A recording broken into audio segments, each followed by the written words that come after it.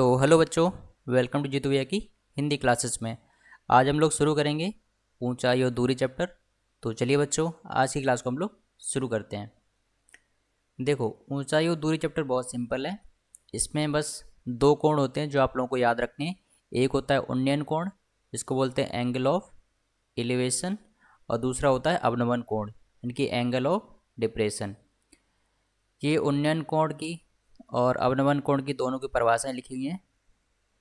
इसको सिंपली समझना चाहो तो ऐसे समझ सकते हो, जैसे एक समकोण त्रिभुज है ये, ठीक है। इसमें जो आधार के साथ जो कोण बनता है थीटा, यानी कि अगर यहाँ पे अगर आँख है, इंसान की आँख है, मतलब यहाँ से खड़े होकर अगर वो ऊपर देख रहे हो तो यहाँ से जो आधार से जो कोण बनता है वो क्या कहलाता है? उन्नयन कोण, यानी कि आधार से बना हुआ कोण, यानी कि क्षैतिज तल रेखा होती है ये, इसको बोलते हैं उन्नयन कोण, ठीक है। परिभाषा भी देख लेते हैं। जब कोई वस्तु हमारे नेत्र के क्षैतिज तल से ऊपर स्थित हो तो हमें उस वस्तु को देखने के लिए अपना सिर ऊपर उठाना पड़ता है। इस क्रिया में हमारे नेत्र एक कोण बनाते हुए घूमते हैं। यह कोण उन्नयन कोण कहलाता है, ठीक है। जैसे मान लो यहाँ पे आप खड़े हो और ये एक टावर खड़ा है, तो यहाँ से अगर टावर को ऊपर जी पॉइंट देखोगे तो ये कौन सा कोण कहलाएगा?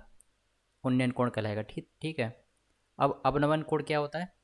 अवनमन कोण होता है ऊपर से नीचे देखने पर। मान लो हम छत पे खड़े हैं, ठीक है, छत से मान लो नीचे देख रहे हैं किसी बिंदु को, तो एक क्षैतिज तल बनाएंगे, क्षैतिज तल से और उस वस्तु को देखने के बीच में जो कोण बनता है, ये मान लो थीटा बन रहा है, तो उसको क्या बोलते हैं? अवनमन कोण कहते हैं, ठीक है बच्चों। तो ये थे दो मेनली कोण, उन्नयन कोण और अवनमन कोण। इसी से बेसिकली सारे क्वेश्चन सॉल्व हो जाते हैं। तो चलिए अब हम लोग कुछ क्वेश्चन देखते हैं इसके। क्वेश्चन नंबर 1 दे रखा है कि किसी ऊर्ध्वाधर स्थल के पाद बिंदु से, पाद बिंदु मतलब आधार बिंदु से, ठीक है, क्षैतिज तल से जो बिंदु होता है उसको पाद बिंदु बोलते हैं। पाद बिंदु से 60 मीटर दूरी पर क्षैतिज तल पर ही स्थित एक बिंदु पर उसके शीर्ष का उन्नयन कोण 30 डिग्री है। मान लो यहाँ पे एक व्यक्ति खड़ा है और यहाँ से यहाँ तक 60 मीटर की क्षैतिज तल पर एक h मीटर की ऊंचाई पे कुछ वस्तु है, इससे इसका उन्नयन कोण कितना बन रहा है? 30 डिग्री बन रहा है, ठीक है। तो स्तंभ की ऊंचाई हमको ज्ञात करनी है। तो देखो इसमें दे रखा है कि, तो हम लोगों ने यहाँ पे स्तंभ की ऊंचाई को मान लिया h मान लिया, ठीक है। तो इस तरीके जो क्वेश्चन होते हैं उसमें मेनली हम लोग कौन सा कोण बना के चलते हैं? हमेशा समकोण त्रिभुज बना के चलते हैं, ठीक है। तो उसकी ऊंचाई h मान ली और स्तंभ के पाद B से 60 मीटर दूरी पर C बिंदु उन्नयन कोण, इसमें हमने पॉइंट भी दे रखे हैं, ये ए दे रखा है, ये बी और एक सी। तो एंगल बी सी ए बोल लो या फिर एंगल ए सी बी बोल लो, ये किसके बराबर है? 30 डिग्री के बराबर है, ठीक है। अब यहाँ पे हम लोग को दिख रहा है कि क्या एच निकालना है, यानी कि लंब निकालना है। देखो यहाँ पे tan 30 काम आया, कौन से चैप्टर का? त्रिकोणमिति का, जो हम लोगों ने इससे पहले पढ़ा था। तो त्रिकोणमिति का इस वाले चैप्टर में भी बहुत अच्छा खासा रोल है, ठीक है। तो यहाँ पे tan 30 लगा दें। tan 30 क्या होता है? लंब बटे आधार। लंब क्या है? ए बी है और आधार क्या है? B C. और tan 30 का मान हमको पता है टेबल से कितना होता है? 1/√3। और ए बी क्या हो गया? h और बटे में 60, ये मीटर में है, ठीक है, याद रखना। अब इसको जब सॉल्व करेंगे तो स्तंभ की ऊंचाई कितनी आ जाएगी? 20/√3, और √3 की जो वैल्यू रखेंगे, फिर इसको जब पूरा सॉल्व करेंगे तो इसका मान क्या आ जाएगा?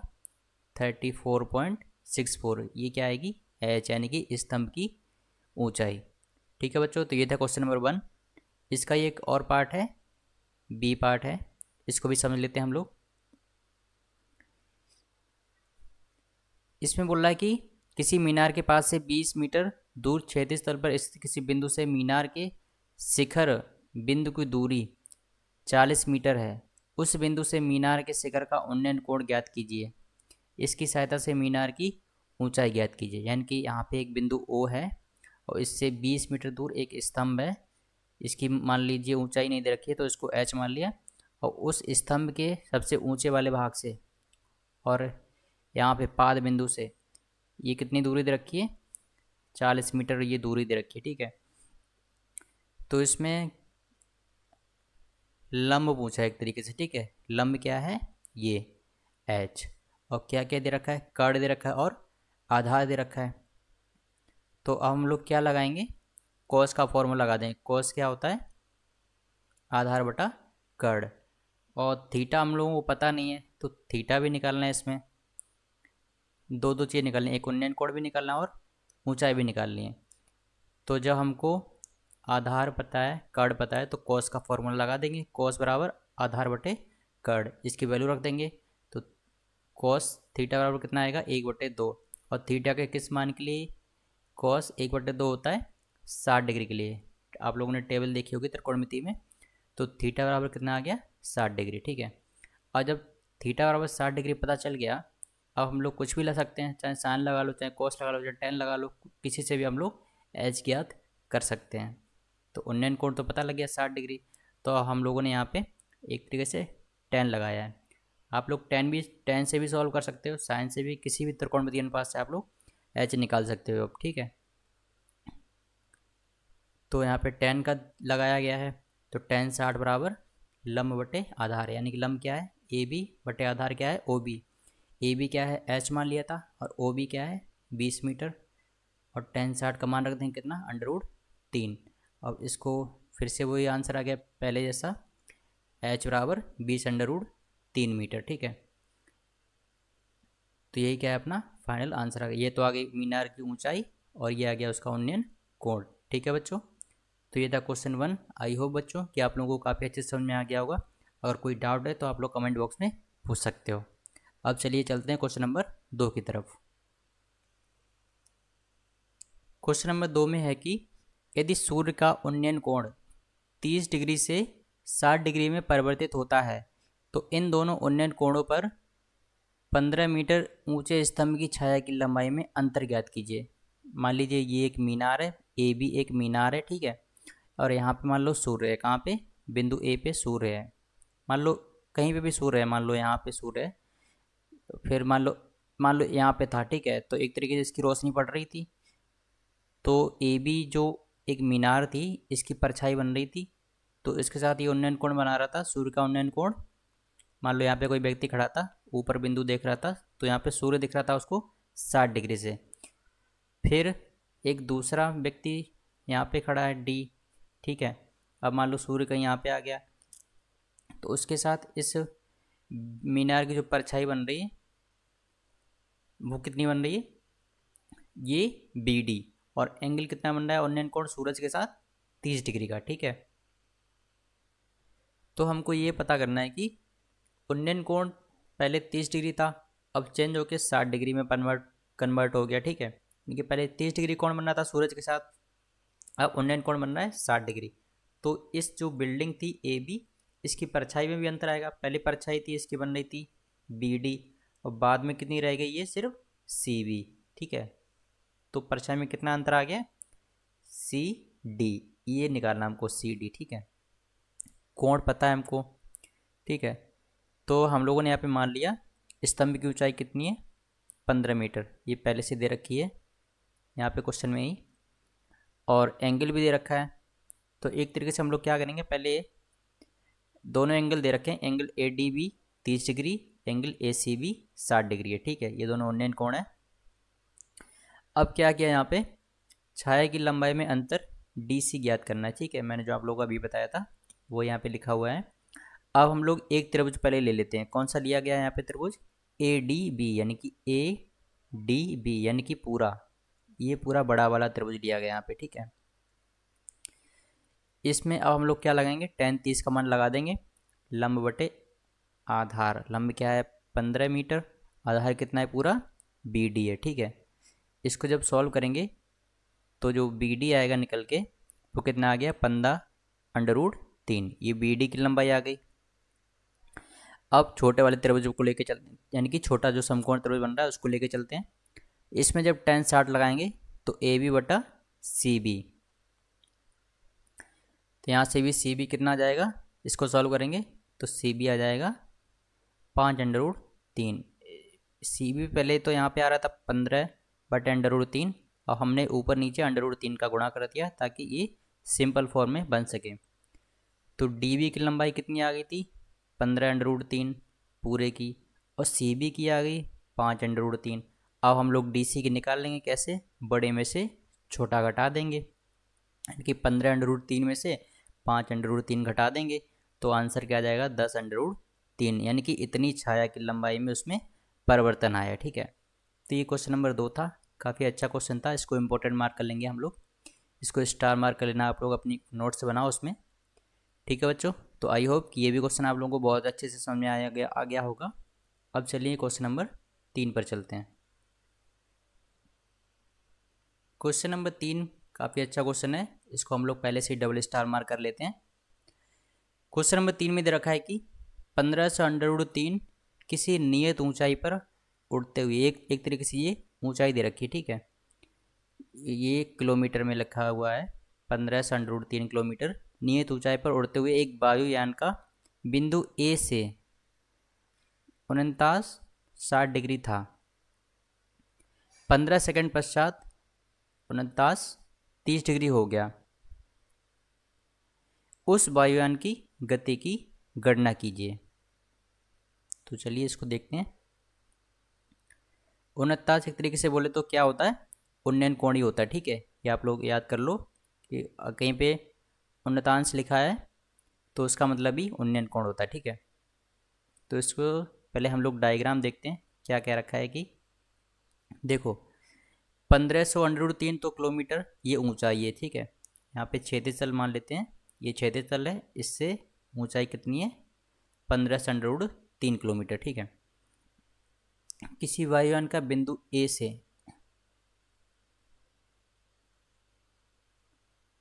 तो यहाँ पे कहने का मतलब ये है, मान लो कोई एरोप्लेन है, पहले तो बिंदु ए पे था, ठीक है, और सी पे मान लो कोई व्यक्ति खड़ा था यहाँ पे। ठीक है, तो इससे मान लो जब इसने इसको देखा तो इसका क्षैतिज के साथ इस 60 डिग्री का कोण बन रहा था। ठीक है, पूरा ये, फिर 15 सेकंड बाद ये बिंदु डी पे पहुँच गया, फिर ये जो पाद बिंदु है सी से, इससे देखने पर ये कोण कितना बचा, 30 डिग्री रह गया, यानी कि पहले 60 डिग्री बन रहा था ये पूरा, और अब 30 डिग्री परिवर्तन हो गया। ठीक है, तो अब हम लोग को क्या निकालना है, उस वायुयान की गति की गणना करनी, यानी कि कितनी स्पीड से वो चल रहा है। तो एक तरीके से हम लोगों ने एक डायग्राम यहाँ पे शो कर रखा है, इसको आप लोग समझ गए होंगे। तो हम लोग को मेनली निकालना क्या है, वायुयान की गति। तो एक तरीके से यहाँ पे दो त्रिभुज बन रहे हैं, एक ए सी बी बन रहा है और एक डी सी ई बन रहा है। ठीक है, सी बी मान लिया हम लोगों ने 22 किलोमीटर है, और बी ई की दूरी मान ली हम लोगों ने कितनी है, x किलोमीटर है। ठीक है, इसको सॉल्यूशन अब हम लोग देखते हैं। माना हवाई जहाज ए से उड़कर 15 सेकंड बाद x किलोमीटर चलकर डी पर पहुंच जाता है। ठीक है, पहले ए पे था फिर डी पे पहुंच गया, तो इसके बीच की दूरी हम लोगों ने कितनी मान ली, s किलोमीटर। अब एंगल ए सी बी, ये दोनों एंगल दे रखे हैं, जैसे कि हम लोगों ने नीचे समझा था अभी। सी बी हम लोगों ने 22 किलोमीटर मान लिया है।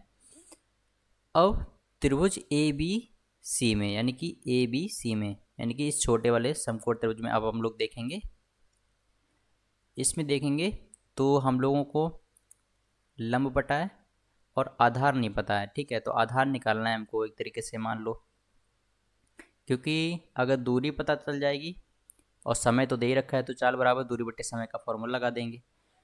तो पहले दूरी निकालनी है। ठीक है, कि कितनी दूरी चली है इतने सेकंड में, तो 10/60 लगा देंगे यहाँ पे, ए बी बटा सी बी, तो बाई का मान आ जाएगा, यानी कि 1500 किलोमीटर, यानी कि बाई जो है कितनी दूरी है, ये 1500 किलोमीटर की दूरी है, जहाँ से ये 60 डिग्री का उन्नयन कोण बन रहा है। अब इसी तरीके से इस बड़े वाले त्रिभुज में फॉर्मूला लगाएंगे, कौन से त्रिभुज में, डी सी ई में, तो इसमें 10/30 लगाएंगे, जो कि डी ई बटे पूरा सी ई है, सी ई में, तो 10/30 का मान कितना होता है, 1/√3, और डी ई का मान दे रखा है पहले से 1500√3, और सी ई कितना है, इसको हम लोग x प्लस बाई ले सकते हैं, बाई हम लोगों ने पहले से ज्ञात कर लिया। ठीक है, बाई की वैल्यू हम लोग लिख देंगे यहाँ पे। अब इसको जब ये पूरा एक समीकरण बन गया है, इसको जब सॉल्व करेंगे बाई की वैल्यू रखने पर, बाई की वैल्यू ऊपर कितनी आई थी, 1500। ठीक है, तो x कितना आ गया, 3000 किलोमीटर, यानी कि बिंदु ए से बिंदु डी तक पहुंचने में इसको कितनी दूरी तय करनी पड़ी 15 सेकंड में, 3000 किलोमीटर। अब हम लोग चाल बराबर दूरी बटे समय का फॉर्मूला लगा देंगे। दूरी कितनी तय की 3000 किलोमीटर और समय कितना है 15 है, तो ये किलोमीटर पर सेकंड में आ गया। ठीक है, अब हम इसको किलोमीटर पर घंटा में चेंज करना है, तो इसको जब सॉल्व करेंगे तो कितना आ गया 200 किलोमीटर पर सेकेंड। घंटा में कन्वर्ट करने के लिए पहले सेकंड को मिनट में कन्वर्ट करेंगे, तो 1/60 से भाग देंगे। ठीक है, तो ऊपर आके मल्टीप्लाई में बन जाएगा ये। फिर मिनट को फिर से घंटे में कन्वर्ट करने के लिए 60 का गुणा करेंगे, क्योंकि यहाँ पे बटे में 60 है। ठीक है, तो ये कितना आ गया 7200 किलोमीटर पर घंटा, यानी कि कितना है 7,20,000 किलोमीटर पर घंटा। तो ये वायुयान की गति है यार। क्वेश्चन नंबर 3 आप लोगों को अच्छे समझ में आ गया होगा। अब क्वेश्चन नंबर 4 ही बहुत अच्छा क्वेश्चन है, इसको भी हम लोग स्टार मार्क कर लेंगे। क्वेश्चन नंबर 4 में दे रखा है कि एक मंदिर तथा उस पर लगा पताका दंड क्षैतिज भूमि के किसी बिंदु पर क्रमशः 30 डिग्री और 30 डिग्री का कोण अंतरित करते हैं। यदि मंदिर की ऊंचाई 10 मीटर हो तो पताका दंड की ऊंचाई ज्ञात कीजिए। पताका दंड मान लो हम लोग जो मंदिर है उसके ऊपर झंडा लगाता है, ये मान लो मंदिर होता है, इसके ऊपर ये झंडा लगा है, तो इस झंडे की ऊंचाई h यहाँ पे दे रखी है। ठीक है, और मंदिर की ऊंचाई कितनी है 10 मीटर है। ठीक है, तो ये यहाँ पे कहा गया है। ठीक है, तो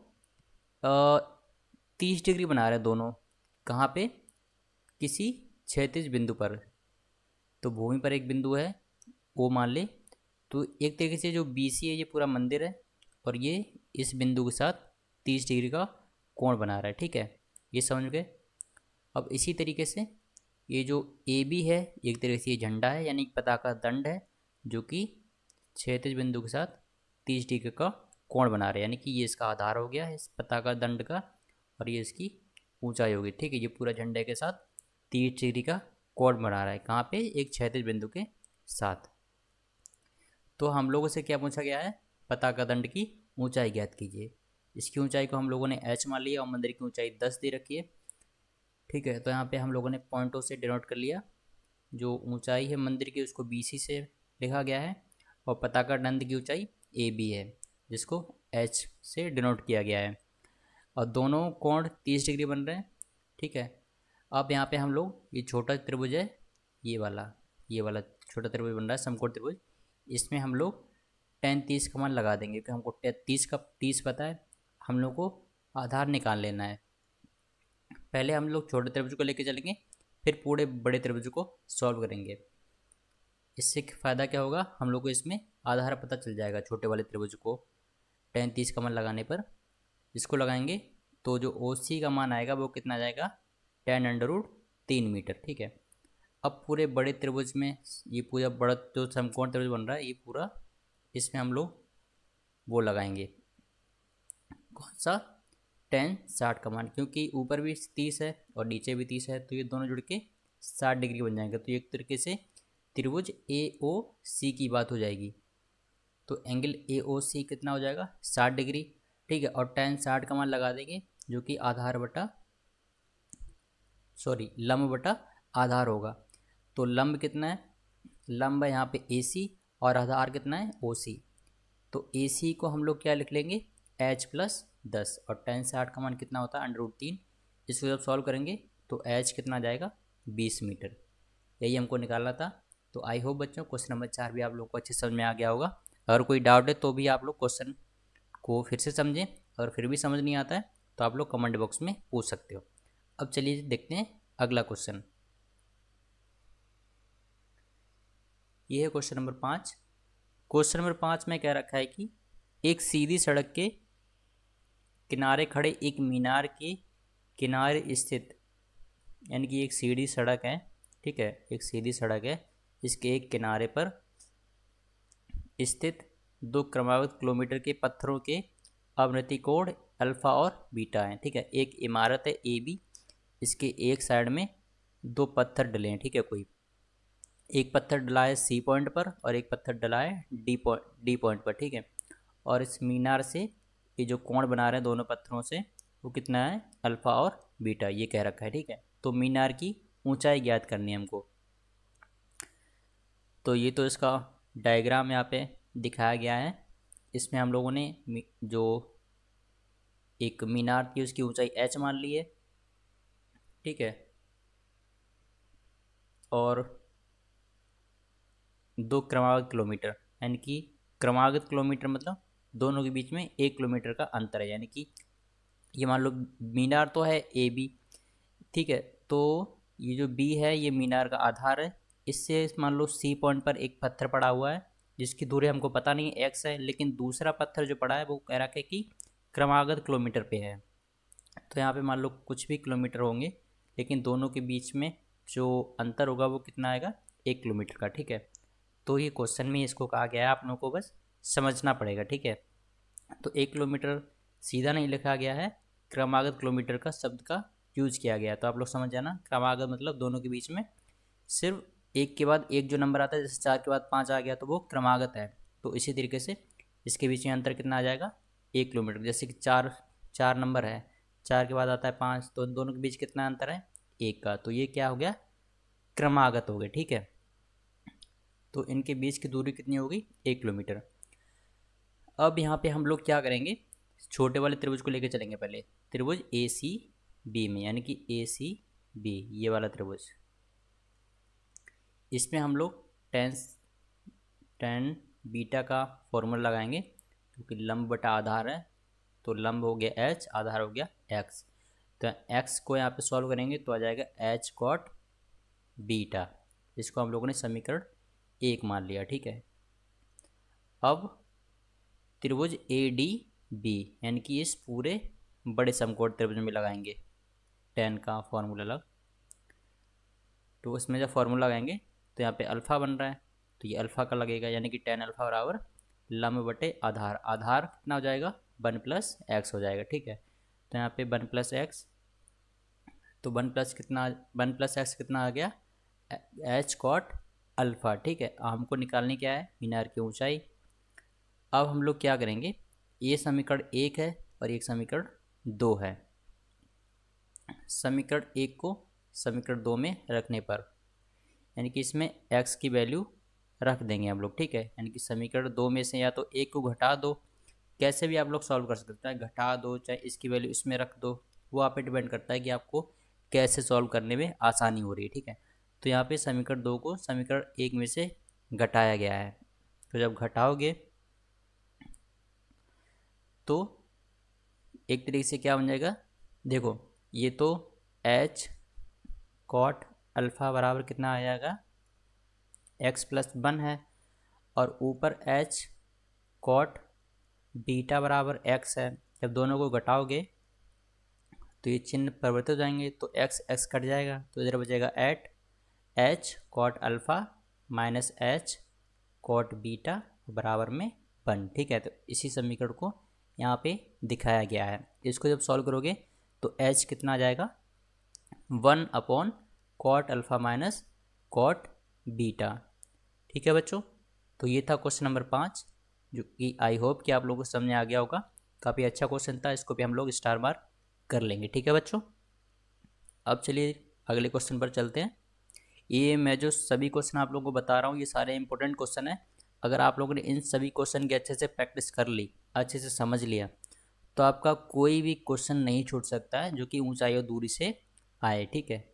क्योंकि ये सारी डिफ़िकल्ट क्वेश्चन होते हैं, मैं जो आप लोगों को सॉल्व कराने की कोशिश करता हूँ ये ट्रिकी होते हैं, मतलब बोल सकते हो दिमाग लगाने वाले क्वेश्चन होते हैं। मतलब मैं एकदम ईजी क्वेश्चन नहीं आप लोगों को बताता हूँ सॉल्व करने के लिए, उसमें थोड़ा दिमाग लगाना पड़े, ताकि आप लोग जब कठिन से कठिन क्वेश्चन की प्रैक्टिस करोगे तो आप लोग आसान जो क्वेश्चन आएंगे वो तो एकदम ईजिली सॉल्व कर लोगे, ठीक है। चलिए अब चलते हैं अगले क्वेश्चन पर। क्वेश्चन नंबर 6, क्वेश्चन नंबर 6 देखते हैं हम लोग। इसमें क्या रखा है कि क्षैतिज तल पर स्थित एक मीनार की परछाई जिसपे सूर्य का उन्नयन कोण 60 डिग्री से बदलकर 30 डिग्री होने पर 40 मीटर बढ़ जाती है। क्या बढ़ जाती है, उसकी परछाई, किसकी, मीनार की। तो मीनार की ऊंचाई ज्ञात करनी है। तो आइए पहले डायग्राम को समझते हैं। देखो एक ये मीनार है, कौन, मीनार ए बी, ठीक है। इसकी ऊंचाई h दे रखी है, मान लो सूर्य यहाँ पे था, ठीक है। पहले यहाँ पे था मान लो सूर्य, तो इसके साथ कोण बन रहा था 60, फिर यहाँ पे आ गया तो इसके साथ कोण बन रहा है फिर 30 डिग्री। जब 60 पे था, ठीक है, तो इस बिल्डिंग की जो परछाई की जो आधार के साथ जो लंबाई बन रही थी वो कितनी थी, एक्स।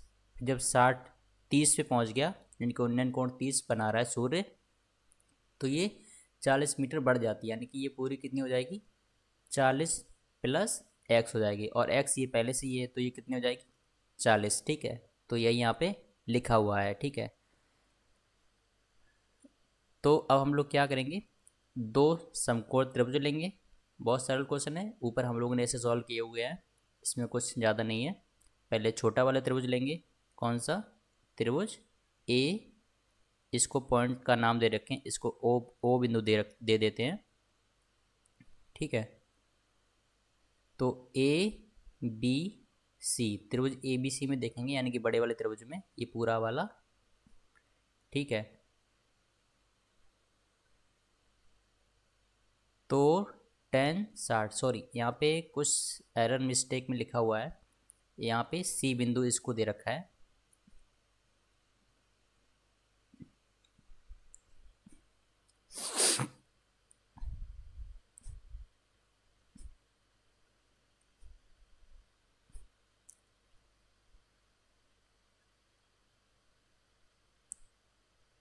तो अब यहाँ पे हम लोग अलग अलग त्रिभुज से सॉल्व करेंगे।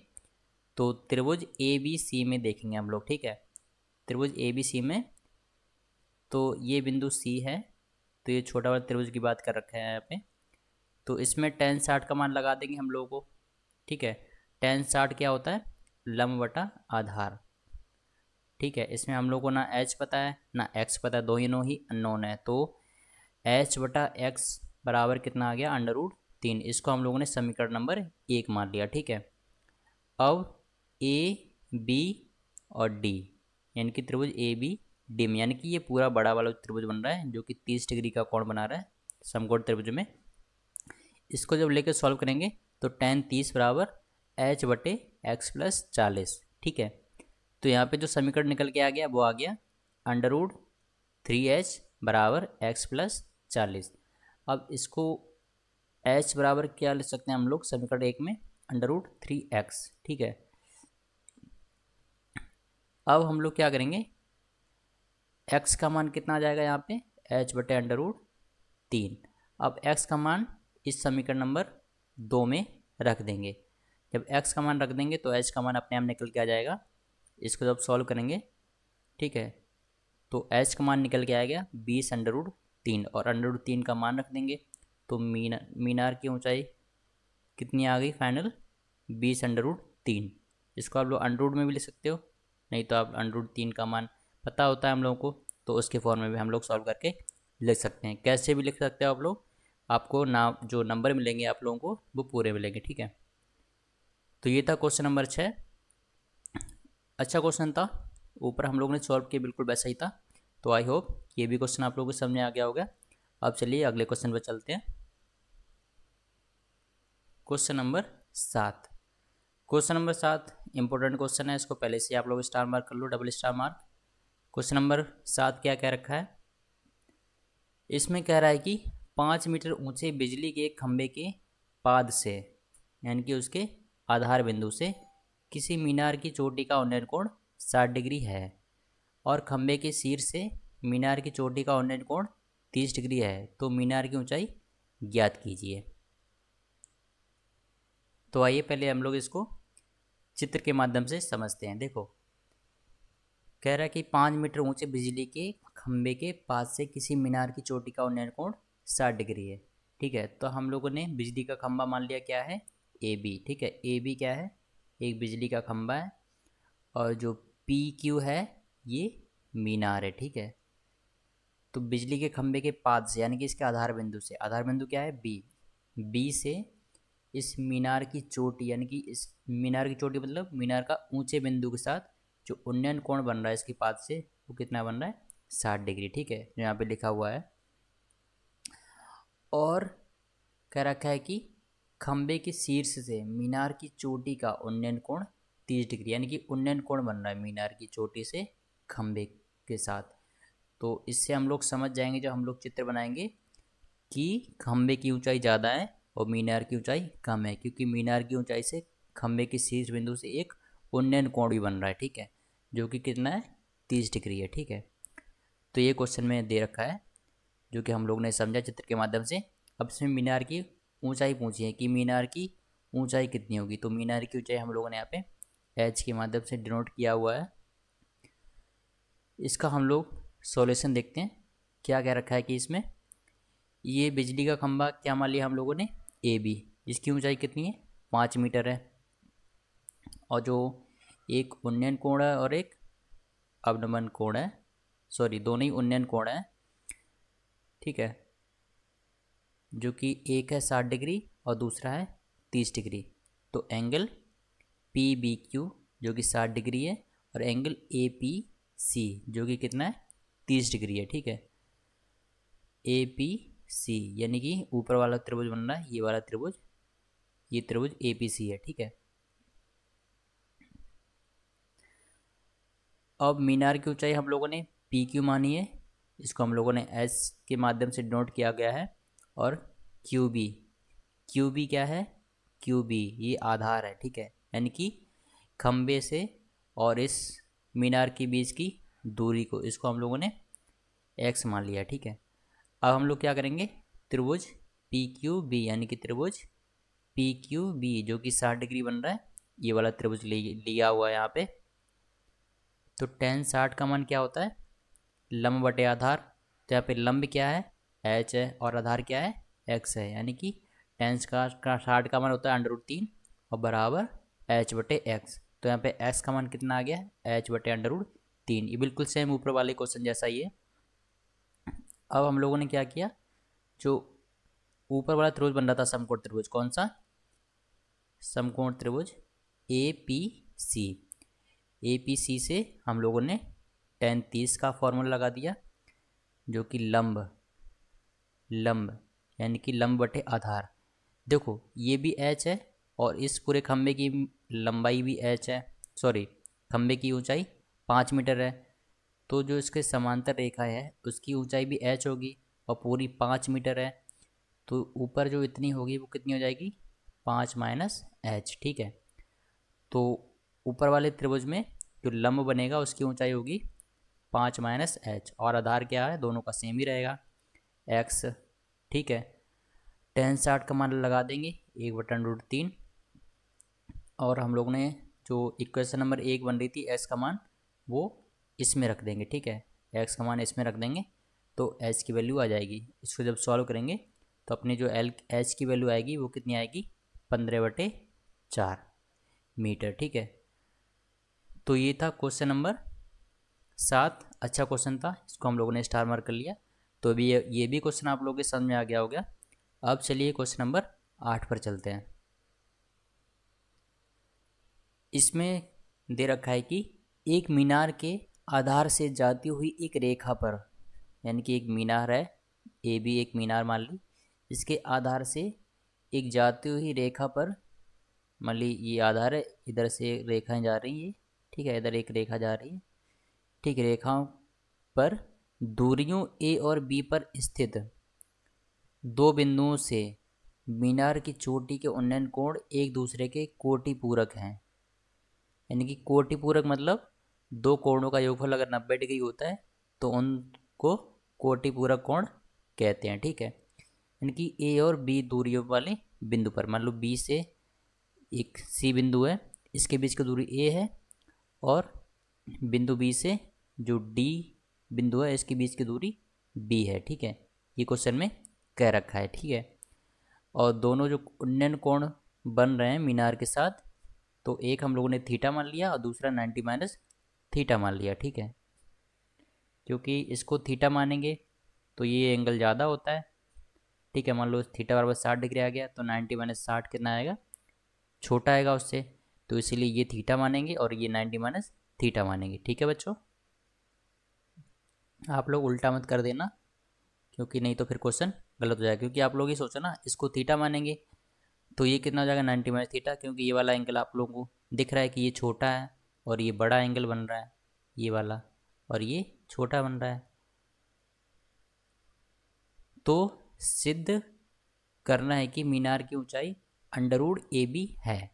इसमें ए का मान 18 मीटर दे रखा है और बी का मान 32 मीटर दे रखा है। तो मीनार की ऊंचाई कितनी होगी वो हम लोग को ज्ञात करना है।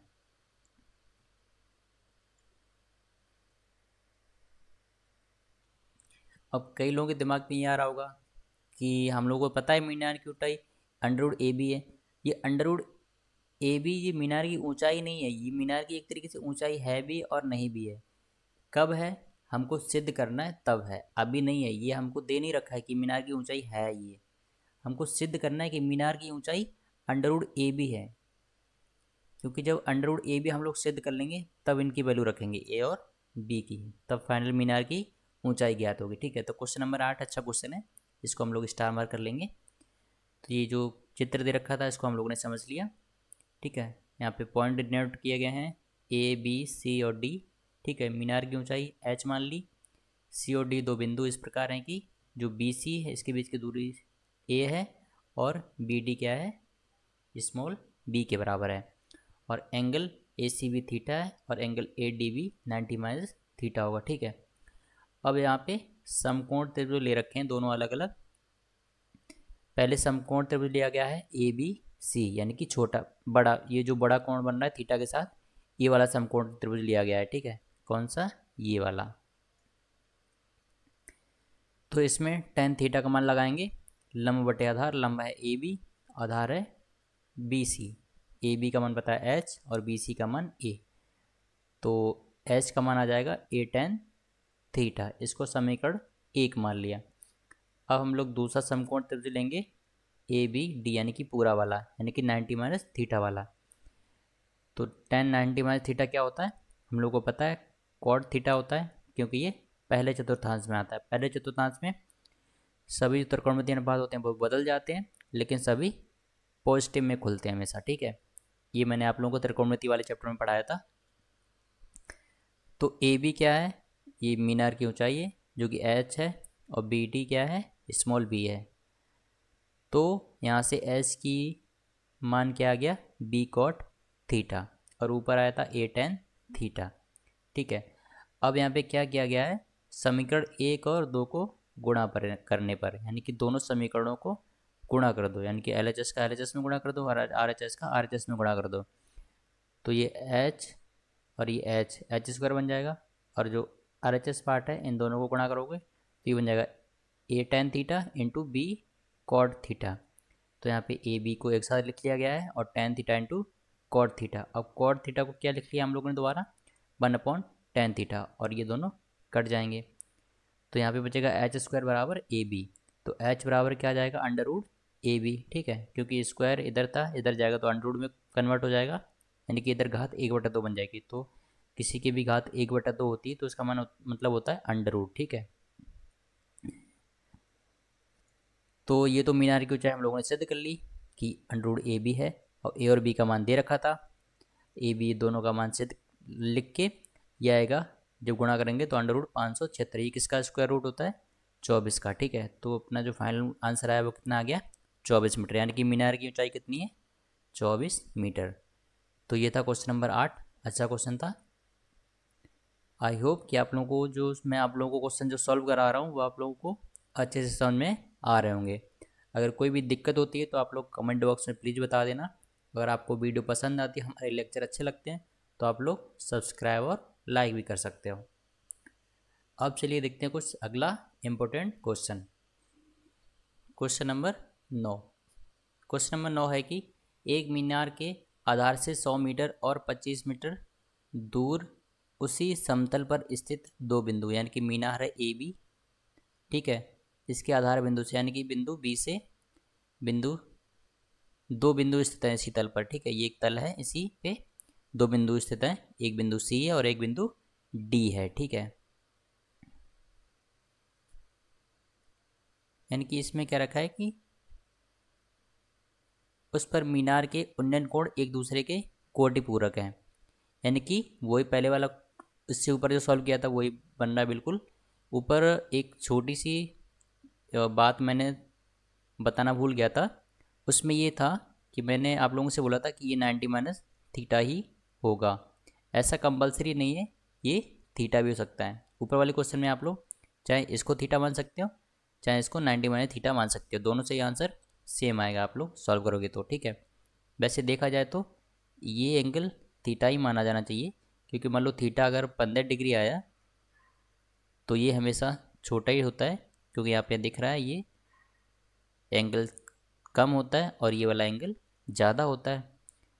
चाहे मान लो थीटा अगर 60 भी होता है, मान लो थीटा मान लो अगर यहाँ पे 60 डिग्री हो गया तो 90 माइनस थीटा ये कितना हो जाएगा, 30 डिग्री हो जाएगा, ठीक है।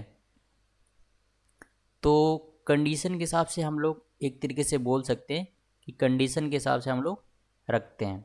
अगर उससे नहीं आ रहा है तो फिर हम लोग एंगल चेंज भी कर सकते हैं। वैसे मैं आप लोगों को सजेस्ट करूँगा कि आप लोग इसको थीटा मानो और इसको 90 माइनस थीटा ही लेके चलो, क्योंकि ज़्यादातर क्वेश्चन में ये एंगल ज़्यादातर 30 का बनता है, या तो 45 का बन जाएगा और ये भी फिर 45 का बन जाएगा, ठीक है। तो ये आप लोगों को हमेशा याद रखना है कि जो पीछे वाला एंगल बनता है ये छोटा होता है और ये बड़ा होता है। तो आप लोग उस हिसाब से सॉल्व कर लेना, तो आप लोग को आगे पता चल जाएगा कि कौन सा थीटा लेना है, कौन सा 90 माइनस थीटा लेना है। तो चलिए आइए क्वेश्चन पर चलते हैं, ठीक है। तो दो कोटि पूरक हैं, तो इसमें हम लोगों ने इस वाले को 90 माइनस थीटा माना है और इसको थीटा माना है।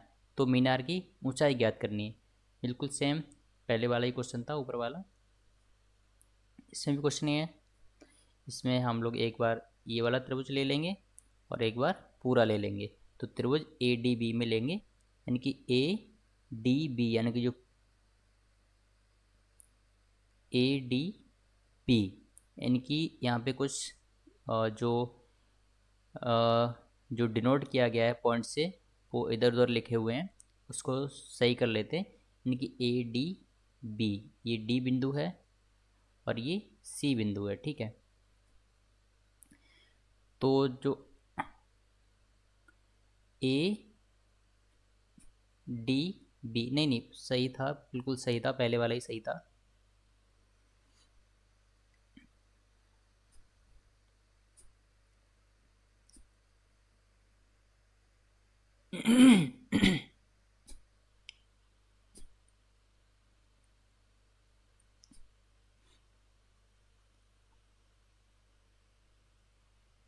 इसमें हम लोग दो त्रिभुज लेके सॉल्व करेंगे, एक छोटा वाला त्रिभुज लेंगे और एक बार पूरा वाला त्रिभुज लेंगे, ठीक है। तो इसमें इसमें लिया गया है पहले त्रिभुज ए डी बी, यानी कि बड़ा वाला त्रिभुज। तो ये थीटा एंगल बन रहा था, तो टेन थीटा बराबर एच बटे 100 मीटर, यानी कि आधार दे रखा है जो कि 100 मीटर है।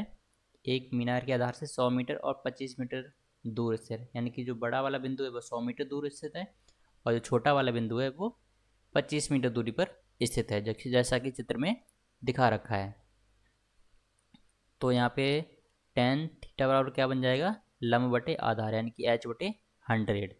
तो एच बराबर क्या आ जाएगा, 100 टेन थीटा, ठीक है। ये समीकरण एक बन गया।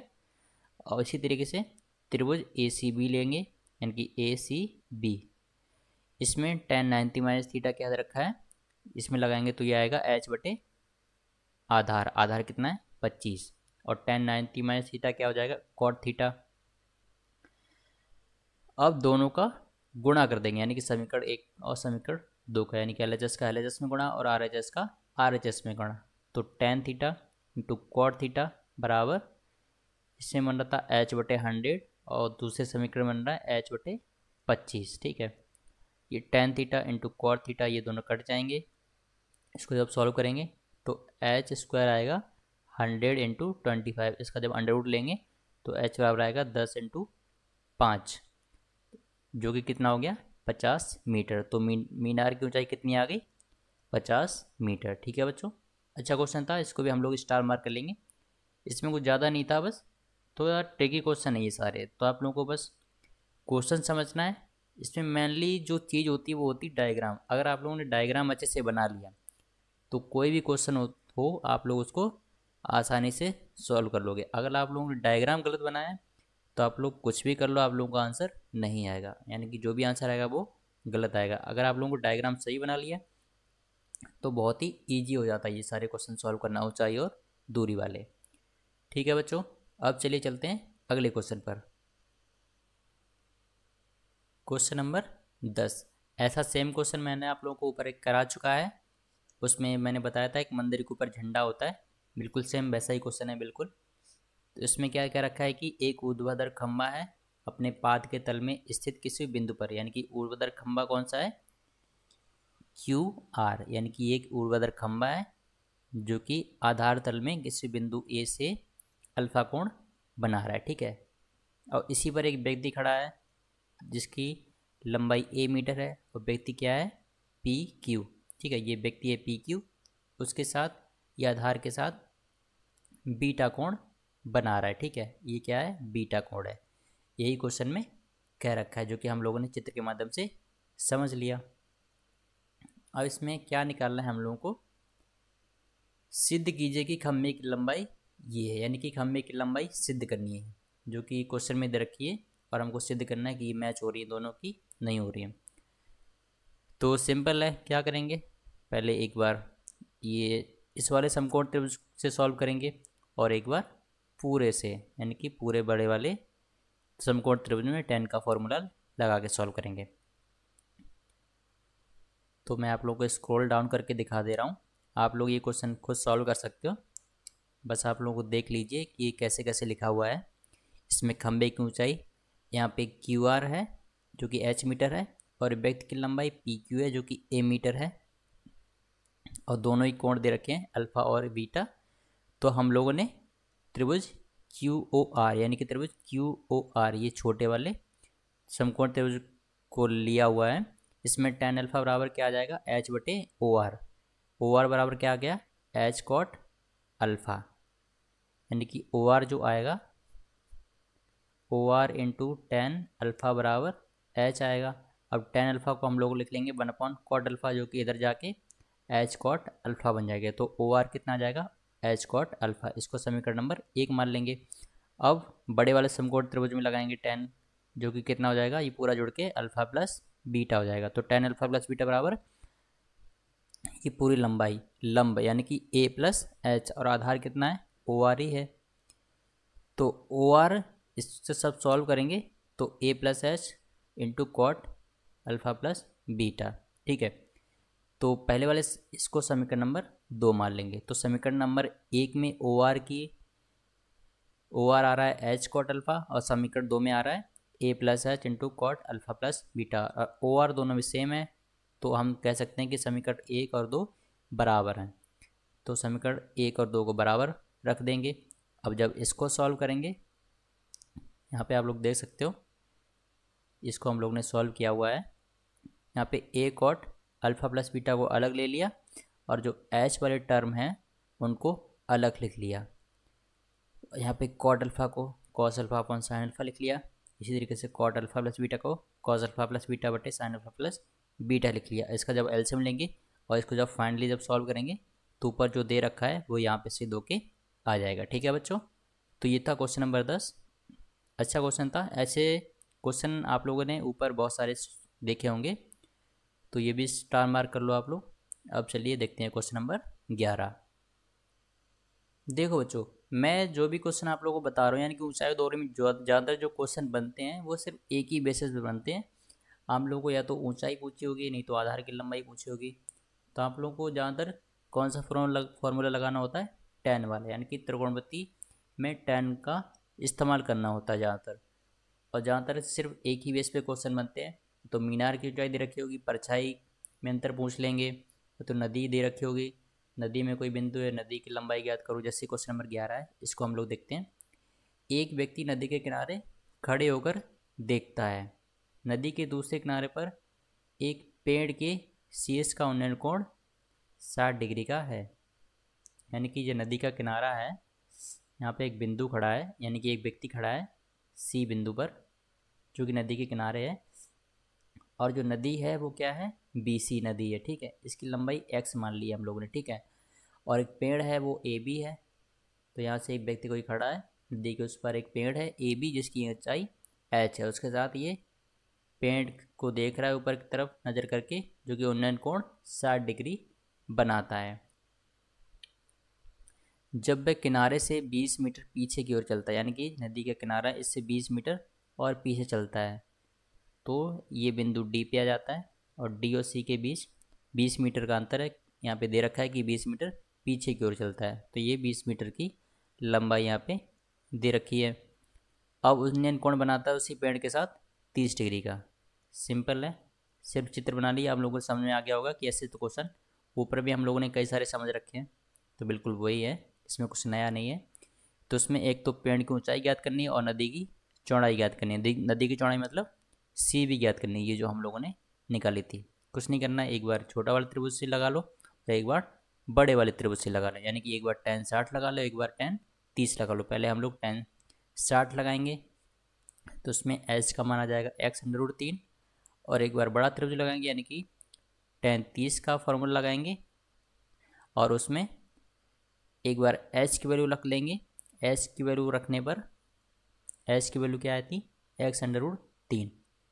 इसको हम लोगों ने समीकरण 1 माना था, ठीक है, और इसको हम लोग मान लेंगे समीकरण नंबर 2। तो समीकरण 1 का मान समीकरण 2 में रख देंगे, तो एच का मान आ गया था x√3, जो कि इसमें रखेंगे तो ऊपर बन जाएगा x√3 बटे 20 + x बराबर 1/√3। इस समीकरण को जब सॉल्व करेंगे तो ये निकल के आएगा, इसमें x की वैल्यू 10, ठीक है, यानी कि जो नदी की चौड़ाई है वो कितनी आ गई, 10। अब इसी x बराबर 10 जो आया इसको समीकरण 1 में रख देंगे, तो क्या आ जाएगा, h, यानी कि पेड़ की ऊंचाई आ जाएगी, तो वो कितनी आएगी, 17.32 मीटर, जो कि क्या है, पेड़ की ऊंचाई। तो पेड़ की ऊंचाई आ गई 17.32 मीटर, और नदी की चौड़ाई आ गई कितनी आ गई, 20 + 10 यानी कि 30 मीटर। तो यहाँ पे एक तरीके से जो पूरी जो है ये पूरी नदी है, ठीक है। यहाँ पे व्यक्ति जो खड़ा था वो खड़े हुए ये देखता है कि नदी के दूसरे किनारे पर, यानी कि एक जो किनारा है नदी के किनारे पर, इसकी जो पेड़ की जो उन्नयन कोण बन रहा है वो 60 डिग्री बन रहा है, और एक जब यहाँ पे चला गया 20 मीटर पीछे नदी पे ही इस किनारे पर ये 20 मीटर का उन्नयन कोण बनाता है, यानी कि बोल सकते हैं तो ये जो नदी की जो चौड़ाई होगी वो कितनी होगी, 20 + x, ठीक है बच्चों। अच्छा क्वेश्चन है, इसको हम लोग स्टार मार्क कर लेंगे। तो x का मान हम लोग को पता था 10 आ गया, तो फाइनल जो नदी की चौड़ाई आएगी वो कितनी आ जाएगी, 10 + 20 यानी कि 30 मीटर। तो ये था क्वेश्चन नंबर 10, ये भी आप लोगों को समझ में आ गया होगा। अब चलिए अगले क्वेश्चन पर चलते हैं। क्वेश्चन नंबर 12 है। देखो ज़्यादातर क्वेश्चन में चित्र सिर्फ एक ही तरीके का बनता है, लेकिन क्वेश्चन जो है वो घुमा देते हैं। किसी क्वेश्चन में अलग बात दे रखी होती है, किसी क्वेश्चन में कुछ अलग बात दे रखी होती है, लेकिन जो चित्र ज़्यादातर क्वेश्चन बनता है वो एक ही बनता है। अभी हम लोग ऊपर से देखते आ रहे हैं कि जो क्वेश्चन का जो फॉर्मेट होता है वो सेम अभी तक हम लोगों ने देखा है कि वही चला आ रहा है। सिर्फ क्वेश्चन को कहने की, यानी कि क्वेश्चन को किस तरीके से बदला जा सकता है उस तरीक़ों को यहाँ पे दिखाया गया है, ठीक है। क्वेश्चन नंबर 12 को हम लोग समझते हैं। इसमें दे रखा है कि एक नाव से जो एक पुल की ओर जा रही है, पुल का उन्नयन कोण 30 डिग्री देखा गया है, यानी कि एक नाव से एक पुल की ओर जा रही है, ठीक है। एक नाव है, नाव क्या है, यहाँ पे ये पुल है, पुल कौन सा है, एक पुल है, ठीक है। ये पुल कौन सा है, ये LN एक पुल है। यहाँ पे एक नाव देखी गया है, नाव देखी गई है जो कि पहले 30 डिग्री का कोण बना रही थी ए बिंदु पर, फिर ये आगे बढ़ के आ गई बिंदु बी पर, ठीक है। कितने मिनट बाद, 10 मिनट बाद चलने के बाद ये पुल के साथ कितना डिग्री का उन्नयन कोण बनाता है, फिर से 60 डिग्री का, यानी कि इन दोनों के बीच कितना टाइम का डिफरेंस है, 10 मिनट का, ठीक है। तो ज्ञात कीजिए कि नाव का पुल तक पहुँचने में कितना समय और लगेगा, यानी कि नाव को पुल तक पहुंचने में कितना समय और लगेगा, यानी कि बिंदु N तक पहुंचने में इसको और कितना समय लगेगा, यानी कि यहाँ तक 10 मिनट लग रहा है, तो ये जो बचा हुआ डिस्टेंस है BN, इसको तय करने में कितना और समय लगेगा, ठीक है। तो पुल मान लिया, पुल LN का बिंदु A पर नाव का उन्नयन कोण 30 डिग्री है, जो कि हम लोगों ने समझा। 10 मिनट पश्चात बिंदु बी पर उन्नयन कोण 60 डिग्री हो जाता है। ठीक है, अब हम लोग क्या करेंगे, वही पहले एक ये वाला त्रिभुज ले लेंगे, फिर एक बार बड़ा वाला त्रिभुज ले लेंगे, समकोण त्रिभुज पूरा वाला। ठीक है, ए एल बी, यानी कि ए एल बी त्रिभुज ए एल बी में बोल रखा है। ठीक है, तो देखो इसमें समकोण त्रिभुज नहीं ले रखा है, पहले पहले हम लोगों ने त्रिभुज ए एल बी लिया हुआ है। ठीक है, तो त्रिभुज ए एल बी में ये जो एंगल है वो 30 डिग्री दे रखा है। ठीक है, और इसमें क्या है कि जो एंगल 60 है तो ये कितना हो जाएगा, 90 डिग्री हो जाएगा। तो ऊपर वाला कोण अपने आप कितना आ जाएगा, 30 डिग्री आ जाएगा। ठीक है, अब हम लोग को पता है कि समकोण त्रिभुज जो बनेगा उसमें एक त्रिभुज के तीनों कोणों का योग कितना होता है, 180 डिग्री। तो ये ऊपर जो 30 डिग्री निकल के आएगा और इधर भी 30 डिग्री, ये जो 30 डिग्री निकल के आ गया और ये 90 बन रहा है। तो जो बड़ा त्रिभुज लेंगे उसमें एक तो कोण 30 हो गया और एक 90 हो गया, तो बचेगा, देखो इतना तो पता है हम लोग को 30 डिग्री, अब इतना नहीं पता है। तो जब 90 प्लस 30 और प्लस 30 और प्लस x बराबर 180 डिग्री करेंगे तो ये जो बचा हुआ एंगल है ना, ये भी कितना आ जाएगा, 30 डिग्री आ जाएगा। ठीक है, अब दो कोण बराबर आ गए, तो जो बराबर कोणों के सामने की भुजाएं भी बराबर होती है, यानी कि ये भुजा और ये भुजा दोनों बराबर हैं, तो ए बी बराबर बी एल आ गई। ठीक है, इसको समीकरण नंबर 1 मान लिया। ठीक है, इसलिए हम लोगों ने त्रिभुज ए एल बी की बात की पहले, सीधा समकोण त्रिभुज की बात नहीं की गई है। ठीक है, अब इसके बाद हम लोग समकोण त्रिभुज की बात करेंगे। समकोण त्रिभुज एल बी एन, यानी कि एल बी एन, यानी कि ये वाला समकोण त्रिभुज जिसके मैंने टिक लगा रखा है, इसमें हम लोग क्या करेंगे, एंगल बी एल एन, यानी कि बी एल एन, जो कि हम लोगों ने सॉल्व करके कितना निकाला था, 30 डिग्री। क्योंकि ये समकोण 90 है, ये 60 है, तो ये अपने आप 30 होगा, क्योंकि समकोण त्रिभुज के तीनों कोणों का योग कितना होता है, 180 डिग्री, यानी कि किसी भी त्रिभुज के तीनों कोणों का योग कितना होता है, 180 डिग्री होता है। तो ये कितना आ गया, ये 30 डिग्री निकल के आ गया।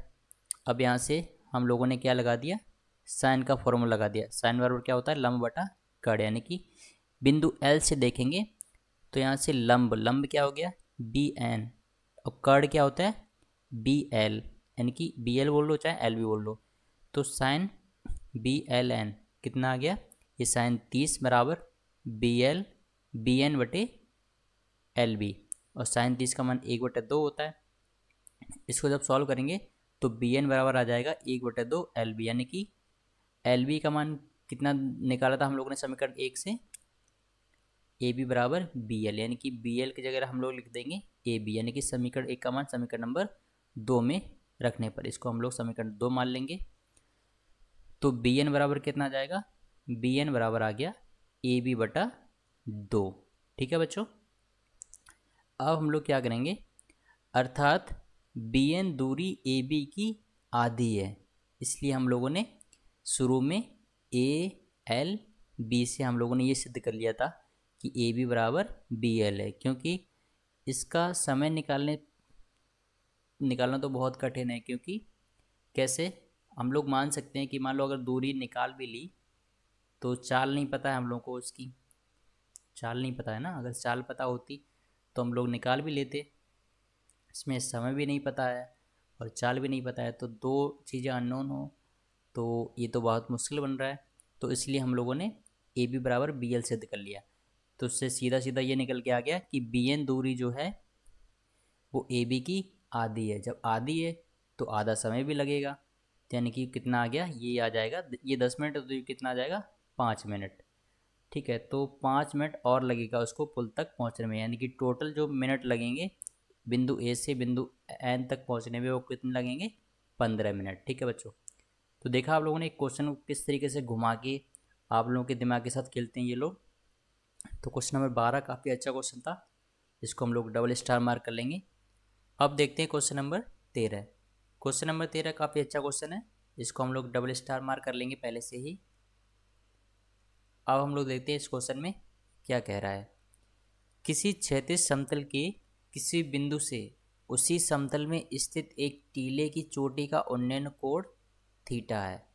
यानी कि एक समतल है, समतल मान लो हम लोगों ने ये मान लिया ए पी एक समतल है, ठीक है, जो टीला है वो QP है जिसकी ऊंचाई H है, और A बिंदु है जिससे कि इस टीले पे ऊंचाई पे उन्नयन कोण बन रहा है वो क्या है, थीटा है। यानी कि ये जो पूरा एंगल बन रहा है ये वाला, ये पूरा थीटा है, ठीक है।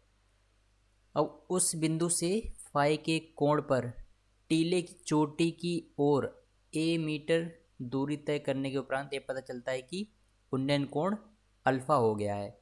यानी कि इस बिंदु A से अब हम लोग Q की तरफ जा रहे हैं। तो पहले तो ये देखो, ये जो पूरा एंगल था ये वाला, ये तो थीटा है, लेकिन हमको थीटा पे नहीं चल के फाई पे चलना है। तो ये वाला जो बन रहा है ये फाई है। तो यहाँ पे हम लोग ये फाई दूरी पे चल रहे हैं यहाँ पे, ठीक है। और ये A मीटर चलने के बाद बिंदु C पर पहुँच गए, ठीक है। अब यहाँ पे हम लोगों ने देखा है कि A दूरी चलने के उपरांत ये पता चलता है कि कोण अब बदल गया है। अब उन्नयन कोण ये पहले फाई था, Q की तरफ जाने पर अब चेंज हो गया, क्या हो गया, अल्फ़ा हो गया। जो चेंज होगा वो आधार के साथ ही कोण बनाएगा, इसलिए हम लोगों ने यहाँ पे एक आधार लाइन खींच ली है, समतल लाइन CR, और यहाँ पे अल्फ़ा कोण बनता हुआ दिखा के इसको Q से मिला दिया है, यानी कि Q तक पहुँच गया है। तो हमको सिद्ध करना है कि टीले की ऊंचाई ये जो दी गई है इतनी मीटर आएगी, ठीक है बच्चों। तो ये क्वेश्चन में कह रहा है, ये काफ़ी अच्छा क्वेश्चन है। इसको आप लोग जितना हो सके उतनी बार समझो, बार बार वीडियो को रोक के देखो, रिवर्स करके देखो, प्ले करो, तभी आप लोगों को ये क्वेश्चन अच्छे से समझ में आएगा और आप लोग इसकी अच्छे से प्रैक्टिस करते रहो। तो चलिए इसका सॉल्यूशन देखते हैं। देखो चित्र में पी क्यू जो कि एक टीला है जिसकी ऊंचाई मान लो H है, ठीक है। एंगल QBP यानी कि Q सबसे ऊपर Q, B और P ये अल्फ़ा है, ठीक है। और QAC यानी कि QA और C ये पूरा थीटा था, और इतना फाई है, तो इतना को कितना हो जाएगा, थीटा माइनस फाई हो जाएगा, ठीक है। तो यही यहाँ पे लिखा हुआ है थीटा माइनस फाई है, क्योंकि ये पूरा थीटा था, इतना फाई हो गया, तो ये इतना एंगल निकल के आएगा वो कितना हो जाएगा, थीटा माइनस फाई, ठीक है। ये वाला एंगल QAC, ठीक है। और एंगल BCA कितना है, एंगल BCA यानी कि BCA यानी कि ये वाला एंगल निकलना है, ये वाला। देखो ये अल्फ़ा है और ये एक समतल लाइन है, तो इधर वाला जो एंगल है वो कितना हो जाएगा, 180 माइनस अल्फ़ा, यहीं पे मैंने दिखाया गया है यहाँ पे। तो एक तरीके से त्रिभुज ACB में देखें तो ये एंगल फाई बन रहा है, ठीक है, प्लस और ये वाला जो एंगल है वो कितना बन जाएगा, 180 डिग्री माइनस अल्फ़ा, और एंगल BCA को हम लोगों ने x मान लिया जो कि हमको निकालना है, और बराबर में 180 डिग्री, क्योंकि त्रिभुज के तीनों कोणों का योग कितना होता है, 180 डिग्री। 180 से 180 कट जाएगा, तो एंगल जो x निकल के आएगा वो कितना आएगा, अल्फ़ा माइनस फाई, जो कि यहाँ पे लिखा हुआ है अल्फ़ा माइनस फाई, वो क्या है, एंगल BCA। समझ में आ गया होगा बच्चों आप लोगों को ये किस त्रिभुज से निकला है, त्रिभुज ACB से, ठीक है। अब त्रिभुज एंगल ACQ यानी कि AC और Q, देखो ये तो हम लोग वो ये एंगल BCA तो पता चल गया, ठीक है। अब ये एंगल निकालने के लिए हमको ये वाला एंगल पता है, ये वाला, ठीक है, कौन सा, BCA, और ये एक पूरी प्लेन लाइन बन रही है, ये पूरी प्लेन लाइन बन रही है, तो एक तरीके से ऐसा एंगल बन रहा है, ये पूरा ऐसा, जिसके हम लोग को ये वाला पता है, ये है अल्फ़ा माइनस फाई, तो इतना कितना हो जाएगा, 180 माइनस अल्फ़ा माइनस फाई, यानी कि pi minus alpha minus phi हो जाएगा, ठीक है बच्चों। तो यही यहाँ पे लिखा हुआ है। तो आई होप कि आप लोगों को समझ में आ रहा होगा। अब यहाँ पे क्या किया गया है, यहाँ पे अब ज्या क्या नियम लगा दिया गया है। ज्या मतलब साइन का नियम। साइन का नियम क्या होता है, एक त्रिभुज होता है, मान लो अगर ये एंगल A है तो इसकी लंबे की लंबाई A है, और ये B है, और ये एंगल C है, इसके सामने की भुजा B है, लंबाई इसकी C है, तो साइन A बटे A बराबर साइन B बटा B बराबर साइन C बटा C। ये क्या होता है, साइन का नियम, इसको हिंदी में बोलते हैं ज्या क्या नियम, ठीक है। इसी को यहाँ पे अप्लाई किया गया है, ठीक है बच्चों। तो यहाँ पे पूरा सॉल्व करते हुए दिखा दिया गया है। इसमें ऊपर साइन है, नीचे उसकी वो होती है भुजा की लंबाई सामने वाली, इसमें उल्टा करके लिखा हुआ है यहाँ पे। तो आप लोग उसकी टेंशन ना लें, आप लोग इसको सीधा भी लिख सकते हैं। तो यहाँ पे ए क्यू दे रखा है, यानी कि ए क्यू। ए क्यू समझे तो क्या है, देखो ए क्यू ये वाली है, ये वाली। तो हालांकि इसके सामने वाला का ही कोण लिखेंगे, यानी कि ये वाला एंगल लिखेंगे, जो कि कितना है pi minus alpha minus phi. तो इसको ऐसे लिख लो, चाहे इसको रिवर्स करके भी लिख लो, दोनों ही सेम है, ठीक है बच्चों। इसको जब सॉल्व करेंगे तो बस ऊपर नीचे चेंज हो जाएंगे कुछ। तो यहाँ पे ए क्यू और बटे में लिख लिया है sine pi minus alpha minus phi, और बराबर। अब इसी तरीके से इसको लिख लेंगे हम लोग, कौन सा, ये वाला अल्फ़ा माइनस थीटा वाला। अल्फ़ा माइनस थीटा लिखने के लिए हमको ये वाला एंगल पता होना चाहिए, क्योंकि यहाँ पे ए सी बटे साइन अल्फ़ा माइनस थीटा लिखा हुआ है, ठीक है। तो ए सी लंबाई कौन है, ये वाली लंबाई है। तो इसके सामने वाले का कोण यही तो है, ये वाला कोण है। इसको निकालने के लिए हम देखो, हम लोग को इतना ये वाला एंगल पता है, ऊपर वाला कौन सा, ये बहुत छोटा डायग्राम है, आई होप कि आप लोगों को समझ में आ रहा होगा। देखो इतना एंगल तो पता है हम लोग को, ये भी पता है। तो इतना निकालने के लिए हम लोग इन दोनों को जोड़ के और 180 में से हटा देंगे, तो ये भी एंगल निकल के आ जाएगा, जो कि क्या था, अल्फ़ा माइनस थीटा निकल के आएगा, ठीक है। कौन सा, ये वाला एंगल, कौन सा, बी क्यू ए, ठीक है। तो त्रिभुज ए सी क्यू से हम लोगों ने ज्या का नियम लगा दिया, ठीक है। तो ए क्यू बटे sine pi minus alpha minus phi और बराबर ए सी बटे साइन अल्फ़ा माइनस थीटा। इसको चाहे ऐसे लिख के सॉल्व कर लो, चाहे इस फॉर्म में लिख के सॉल्व कर लो, ठीक है। अब इसको जब आगे सॉल्व करेंगे हम लोग, तो साइन 180 डिग्री माइनस थीटा, यानी कि ये दूसरे चतुर्थांश में साइन और कोसेक पॉजिटिव होते हैं, लेकिन जो पाई होता है आगे, यानी कि 180 डिग्री वाले, लेकिन वो चेंज नहीं होते हैं, ठीक है। यानी कि त्रिकोणमितीय अनुपात उसी में रहते हैं, लेकिन और ये किस में आ रहा है, दूसरे चतुर्थांश में, और दूसरे चतुर्थांश में साइन और कोसेक पॉजिटिव होते हैं।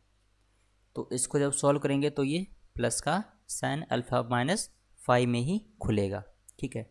अब त्रिभुज क्यू पी ए से, यानी कि क्यू पी ए से, यानी कि पूरा बड़ा वाला त्रिभुज ले लिया गया है यहाँ पे। अब इस पूरे बड़े वाले त्रिभुज से हम लोग देखेंगे, इसमें साइन थीटा क्या हो जाएगा, साइन थीटा यानी कि ये पूरा एंगल, ये पूरा थीटा है, साइन थीटा बराबर हो जाएगा लंब बटा कर्ण, यानी कि एच बटे ए क्यू। ए क्यू ये इसको समीकरण 1 मान लेंगे, यहाँ से निकल के आ गया है, ठीक है। और समीकरण और इसको 2 मान लेंगे, ठीक है। तो समीकरण 1 को 2 में रख देंगे, ए क्यू की वैल्यू। तो एच का मान जो ऊपर हम लोग को सिद्ध करना था वही आ जाएगा जब इसको पूरा सॉल्व करेंगे। यहाँ पे देखो साइन अल्फ़ा माइनस फाई, यानी कि साइन ए माइनस बी का फॉर्मूला खोल लिया है, जो कि क्या होता है, sine A into cos B minus cos A into sine B. इसी तरीके से नीचे भी फॉर्मूला खोल लिया गया है, sine A into cos B minus cos A into sine B. देखो दूसरा दूरी का पढ़ने से पहले आप लोगों को त्रिकोणमिति पढ़ना ही पढ़ना होगा, क्योंकि तभी आप लोगों को ये समझ में आएगा। क्योंकि आप लोग देख रहे हैं इसमें ज़्यादातर जो टर्म यूज हो रहे हैं वो त्रिकोणमिति चैप्टर के ही यूज हो रहे हैं, ठीक है। तो अपना एच जो निकल के आएगा वो आएगा ए ब्रैकेट में cos phi minus cot alpha into sine phi बटे cot theta minus cot alpha. यही क्या करना था, हमको सिद्ध करना था। आप लोग ऊपर दे सकते हो क्वेश्चन में, ठीक है बच्चों। तो क्वेश्चन नंबर 13 काफ़ी अच्छा क्वेश्चन है। तो आई होप बच्चों कि आप लोगों को क्वेश्चन नंबर 13 काफ़ी अच्छे से समझ में आ गया होगा। आप लोग इसको ज़रूर इसको सॉल्व करना, क्योंकि बहुत ही इम्पोर्टेंट क्वेश्चन है, ठीक है। तो चलिए बच्चों, अब चलते हैं कुछ आगे इम्पोर्टेंट क्वेश्चन की ओर। अब देखते हैं क्वेश्चन नंबर 14। क्वेश्चन नंबर 14 भी अच्छा क्वेश्चन है, इसको भी हम लोग स्टार मार्क कर लेंगे। क्वेश्चन नंबर 14 में दे रखा है कि एक वृक्ष का ऊपरी भाग टूटकर भूमि से जा लगा तथा भूमि से 45 डिग्री का कोण बनाता है। यदि वृक्ष की जड़ से उस बिंदु जहाँ वृक्ष का शिखर भूमि को छूता है की दूरी 6 मीटर है, तो वृक्ष की ऊंचाई ज्ञात कीजिए। आइए चित्र से समझते हैं। देखो, मान लो जो शुरू में वृक्ष की ऊंचाई थी बिना टूटे हुए वो थी ए बी, ठीक है, ये वृक्ष की ऊंचाई है, इसको एच मान लो। अब मान लो ये बिंदु ई है, यहाँ से टूट गया ऊपर वाला इतना भाग ये टूट गया, तो जो ए ई पार्ट है टूटा वो भाग ही यहाँ पे आके गिर गया, यानी कि ऐसा था खड़ा था और ऐसे गिर के बिंदु धरती पे, यानी कि धरती पे आके बिंदु डी से टकरा गया।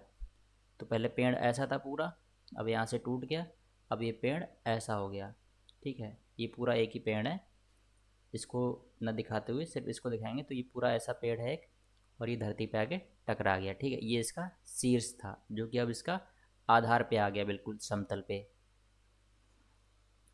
धरती पे आके एकदम टच हो गया। तो यही क्वेश्चन में कह रहा है, ठीक है बच्चों।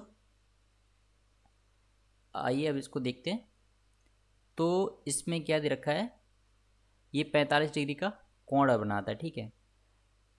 माना बीई बराबर x मीटर है, बीई यानी कि जहाँ से टूटा है और आधार से उस पेड़ की ऊंचाई जहाँ से टूटा है उसकी ऊंचाई मान ले हम लोगों ने x मीटर है, ठीक है। और जो ए ई है वो ई डी के बराबर है, यानी कि ए ई, यानी कि ए ई किसके बराबर है, ई डी के बराबर है, क्योंकि यहीं से इतना पेड़ टूटा है और यही पूरा इस पे आगे टकरा गया है, तो इसकी यही जो टूटा हुआ है वो यही तो सेम यहाँ पे आ गया है, टूटा हुआ पेड़ ही। तो एक तरीके से ए ई किसके बराबर है, ई डी के बराबर है। ये एजम्पशन लेके चल रहे हैं कि पहले पेड़ पूरा ऐसा था और अब पेड़ इतना है, इतना, ठीक है, ये वाला। अब त्रिभुज ई डी बी से, ई डी बी से tan 45 का मान लगा देंगे, लंब बटे आधार, लंब हो गया ई बी, आधार हो गया बी डी 6 मीटर है, यानी कि यहाँ से टकरा के पृथ्वी यहाँ से टूट के जो पृथ्वी टकराया है, तो जहाँ पे पेड़ उगा था वहाँ से जो जहाँ तक टकराया है टूट के उसकी दूरी 6 मीटर है, जो क्वेश्चन में पहले से दे रखी है। तो यहाँ से हम लोगों ने tan 45 का मान रख लिया जो कि 1 होता है, और ई बी एक्स बना था और बी डी 6 मीटर है ही, तो एक्स बराबर आ गया 6 मीटर। एक्स जब 6 मीटर आ गया, अब हम लोगों ने cos 45 का मान लगा दिया। cos 45 का मान क्या होता है, बी डी यानी कि आधार बटे कर्ण। cos 45 का मान 1/√2 और आधार कितना है 6 आ गया, और ई डी ये बाई थी, तो यहाँ से सॉल्व करके बाई कितना आ गया 6√2 मीटर, ठीक है। यानी कि जहाँ से पेड़ टूटा उसकी ऊंचाई भी ज्ञात हो गई, और जहाँ से टूटा उसके शीर्ष तक की उसकी भी ऊंचाई हम लोग को ज्ञात हो गई, ठीक है। तो यानी कि एक तरीके से पूरे पेड़ की ऊंचाई हम लोग को ज्ञात हो गई। कैसे, ये जो समीकरण 1 इसको मान लेते हैं 2, 1 और 2 को जोड़ देंगे तो पूरे पेड़ की ऊंचाई ज्ञात हो जाएगी। तो कितनी आएगी पूरे पेड़ की ऊंचाई, 14.46 मीटर, ठीक है बच्चों। तो आई होप बच्चों कि क्वेश्चन नंबर 14 भी आप लोगों को अच्छे समझ में आ गया होगा। अगर कोई डाउट होता है तो आप लोग कमेंट बॉक्स में पूछ सकते हो, मैं उसका आंसर देने की पूरी कोशिश करूँगा। अब चलिए चलते हैं क्वेश्चन नंबर 15 की ओर। क्वेश्चन नंबर 15 ऐसा सेम क्वेश्चन मैंने ऊपर एक करा रखा है, फिर भी हम लोग देख लेते हैं। दो मीनारों के बीच की क्षेत्रीय दूरी 140 मीटर है। मान लीजिए ये दो मीनारें हैं ए बी और डी ई, दो मीनारें, इनके बीच की दूरी 140 मीटर है, ठीक है। दूसरी मीनार के शीर्ष थे, यानी कि दूसरी मीनार के, ये मीनार ये मान लो दूसरी मीनार ये है, ठीक है। शीर्ष से देखने पर प्रथम मीनार का उन्नयन कोण 30 डिग्री बनता है, ठीक है। ये जो पहली मीनार है इसकी ऊंचाई मान लो ज़्यादा है, ये पहली मीनार है और ये दूसरी मीनार है, तो दूसरी मीनार के शीर्ष से और पहली मीनार के शीर्ष से जो उन्नयन कोण बन रहा है वो 30 डिग्री है। यदि दूसरी मीनार की ऊंचाई 60 मीटर है, दूसरी मीनार की ऊंचाई 60 मीटर है, तो प्रथम मीनार की ऊंचाई शुद्ध दशमलव के 1 अंक तक ज्ञात कीजिए, यानी कि हमको मीनार ए की ऊंचाई ज्ञात करनी है। तो हम लोगों ने क्या मान लिया ए बी मीनार है, मीनार 1 है जिसकी पूरी लंबाई जो है वो क्या है h मीटर है। दूसरी मीनार हमको पता है 60 मीटर है, जो कि डी ई से डिनोट किया गया है यहाँ पे। ई बी दोनों के बीच की दूरी यहाँ पे 140 मीटर दिखाया गया है। अब हम लोगों ने क्या किया, ऊपर वाले में त्रिभुज ए डी सी से इसमें tan का फॉर्मूला लगा दिया। tan बराबर लंब बटे आधार। लंब क्या है, ए सी। एच पहले से हम लोगों ने मान रखी और 60 नीचे वाली है, तो ऊपर वाली कितनी हो जाएगी, इतनी, यानी कि ए सी बराबर हो जाएगी h माइनस 60 मीटर। ठीक है, 60 मीटर। तो ए सी को हम लोगों ने h माइनस 60 लिख लिया, और बटे में आधार डी सी आएगा, वो हो जाएगा 140 मीटर, पहले से दे रखा है। tan 30 का मान रख दिया यहाँ पे 1/√3। इसको जब सॉल्व करेंगे तो एच की लंबाई आ जाएगी निकल के शुद्धतम दशमलव में, पूरा √3 की वैल्यू रख के इसमें गुणा करेंगे 140 का। √3 का मान क्या होता है, 1.732। इसको जब पूरा सॉल्व करेंगे तो जो मीनार की ऊंचाई है ये आ जाएगा निकल के 140.8 मीटर। ठीक है बच्चों, तो ये था क्वेश्चन नंबर 15। अच्छा क्वेश्चन था, इसको भी हम लोग स्टार मार्क कर लेंगे। तो चलिए अब देखते हैं आज की क्लास का आखिरी क्वेश्चन, क्वेश्चन नंबर 16। अच्छा क्वेश्चन है, इसको भी हम लोग स्टार मार्क कर लेंगे। देखो इसमें दे रखा है कि एक व्यक्ति नदी के किनारे खड़े होकर देखता है कि नदी के दूसरे किनारे पर एक पेड़ 64 डिग्री का कोण बनाता है। ठीक है, तो मान लो ये नदी है, ठीक है, ये नदी है पूरी, ये नदी पानी बह रहा है, और यहाँ पे एक पेड़ है, ये भी एक पेड़ है, और यहाँ पे एक व्यक्ति खड़ा है। ये देखता है कि ये नदी का पहला किनारा ये है, दूसरा किनारा ये है। ठीक है, तो नदी के दूसरे किनारे से अगर ये देखता है कि ये पेड़ इस दूसरे नदी किनारे से 64 डिग्री का उन्नयन कोण बनाता है। ठीक है, जब वह नदी की ओर 40 मीटर चलता है, यानी कि मान लो फिर यहाँ से वो 40 मीटर चलता है, यहाँ से वो 40 मीटर चला और यहाँ पे बिंदु डी पे पहुँच गया। फिर देखता है कि कोण 35 डिग्री का कोण पाता है, यानी कि पहले 64 डिग्री था कोण, अब दो नदी के मान लो पहले किनारे पे आके वो 35 डिग्री का कोण पाता है। किसका, पेड़ का, नदी के पहले किनारे पर। तो पेड़ की ऊंचाई और नदी की चौड़ाई हम लोगों को ज्ञात करनी है। तो देखो पेड़ की ऊंचाई ए बी हम लोगों ने h मीटर मान ली, बी सी जो कि हम लोग को पता नहीं है, ये नदी की लंबाई है, नदी के दूसरे किनारे से जो ये जो कोण बना रहा है 64 डिग्री से वहाँ तक की ये लंबाई नदी की चौड़ाई है, जो कि x मीटर हम लोगों ने मान ली। ए डी भी 35 डिग्री और ए सी भी 64 डिग्री एंगल दे रखे हैं। अब समकोण त्रिभुज छोटे वाले से देखते हैं हम लोग, इस वाले से। तो इसमें tan 64 का मान लगा देंगे, और tan 64 का मान हम लोगों ने पिछली क्लास में आप लोगों को टेबल देखना सिखाया था, उसमें देखेंगे तो tan 64 का मान निकल के आ जाएगा 2.0503, यानी कि 64 को हम लोग शॉर्ट फॉर्म में लिख लेंगे। ठीक है, इसको लिखेंगे tan 90 माइनस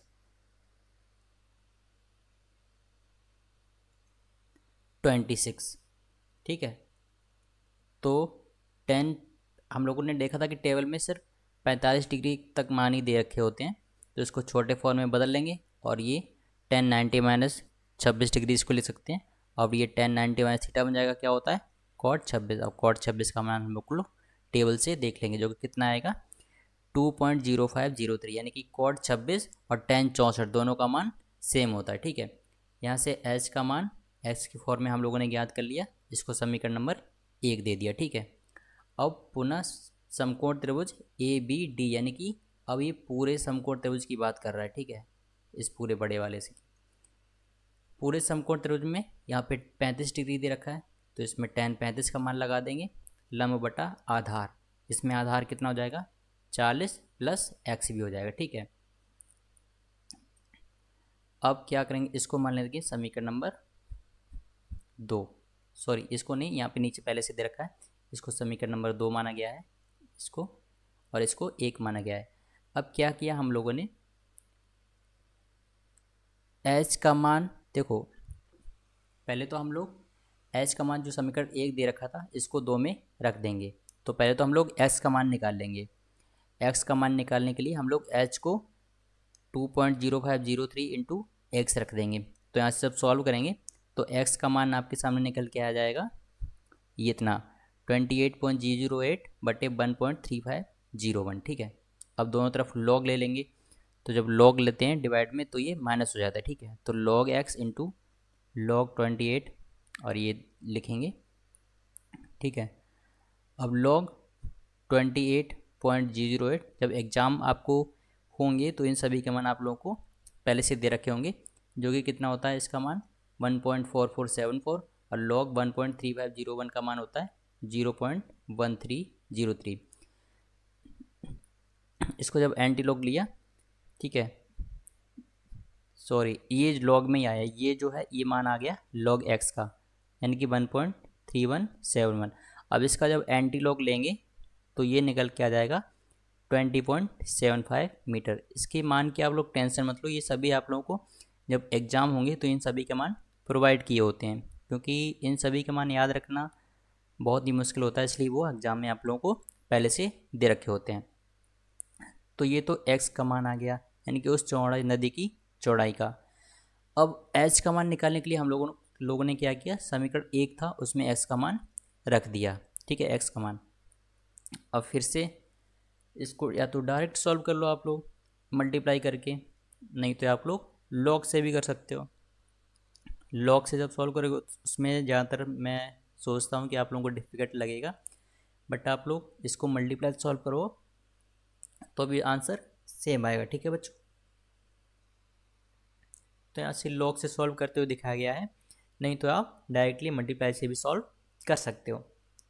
तो जो नदी की चौड़ाई आएगी टोटल वो कितनी आ गई 20.75 मीटर, और पेड़ की जो ऊंचाई थी h जो कि कितनी आ गई 42.55 मीटर। ठीक है बच्चों, तो आई होप कि आप लोगों को आज का लेक्चर बहुत पसंद आया होगा। तो मैं उम्मीद करता हूँ कि आप लोग इसी तरीके से मेरे साथ बने रहिए और जुड़े रहिए। इसकी अगली क्लास भी हम लोग लेके आएंगे। ये मैंने सारे सॉल्व एग्जाम्पल दिखाए हैं आप लोगों को। अब मैं इसके कुछ जो जो कुछ अच्छे क्वेश्चन हैं और भी उनको भी मैं आप लोगों को सॉल्व करते हुए दिखाऊंगा। ठीक है बच्चों, तब तक आप लोग प्रैक्टिस करते रहिए और लगे रहिए एग्ज़ाम की तैयारी में। मिलते हैं फिर अगली वीडियो में, तब तक के लिए जय हिंद।